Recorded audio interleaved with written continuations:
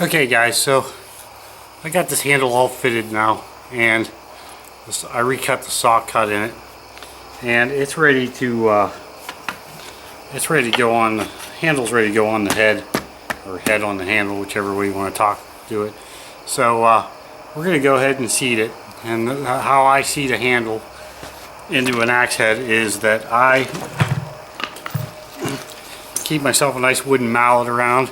I take the axe, I stick the head on here, and I go ahead and flip it around and I hang it like this, and then I tap the top until the handle and the head are fully seated together. And usually I shoot for my handle to be seated on there as far as I possibly can, and then when I cut the top off, I try to leave a little bit of about an eighth of an inch of handle sticking through the top, and then I go ahead and wedge it.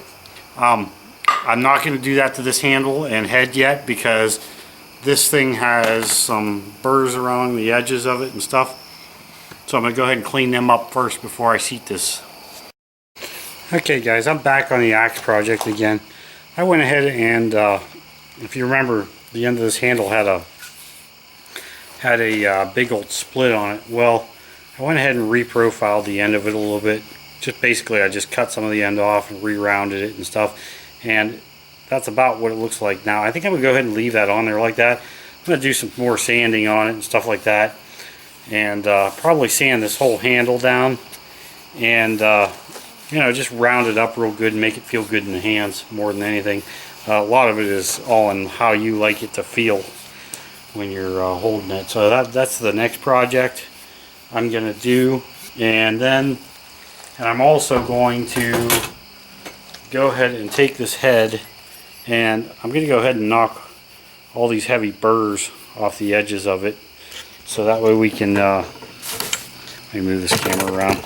I'm going to go ahead and knock all the edges off this where it's all burred out, and go ahead and just hit any burrs that are on this axe and just take them all off and clean them up. So that's our next project. Okay guys, so I took the grinder and I hit all these edges, and they're not quite perfect yet, but they're pretty dang close. So the rest of it is basically file work, and I'll go ahead and hit some of these other edges real lightly with the file, because there's like real light burrs on them, but nothing that I want to hit with the grinder. So I'll go ahead and finish these up with a file, and then this axe head will be done other than a sharpening. So I'll go ahead and get started on that, and we'll get that done. Okay guys, so now we got all the burrs ground off, and it's looking pretty good. I'm going to give the whole thing a nice sanding, and just make it kind of look like something, and then we're going to hang this head, and then we'll give it a sharpening.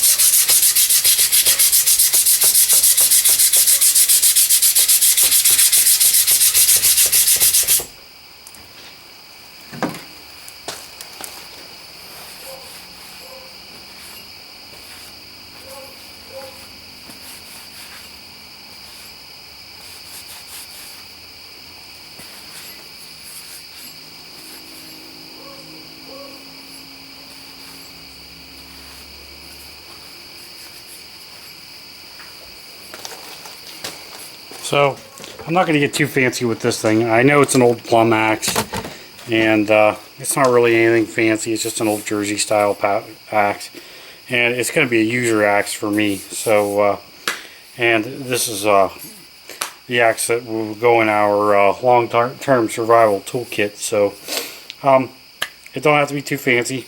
I'm going to polish it up just a little bit more, and then we're going to go ahead and hang this thing on a handle. So I'll be right back with you. Okay guys, so the axe head's done. All it needs is a sharpening, and it's really not that far off right now from where it should be, but you know, it's somewhat cleaned up. It you can still see the plum emblem on here a little bit, which is not really a big deal to me. It's like I said, it's a user axe. It's going into our long-term survival kit. So and this is going to be the first item in our kit that is going to end up being a $4 axe. You know, the handle is our next project, and I've already fitted the end of it so that it'll fit on this axe head. It won't fit on there all the way. It won't fit on all the way yet, but once I seat it, it'll seat all the way on. But we're not going to do that yet because we are going to actually work on this handle a little bit more. This part's done.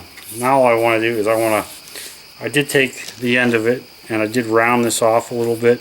I believe this was a homemade handle, but the grain in the handle is going straight up and down. It's absolutely perfect. There's a little knot right here, but it's only a 1/4 inch deep, and then the rest of it's all good hickory. So next thing we're going to do is, this handle is not quite round, and you can see the flats on it.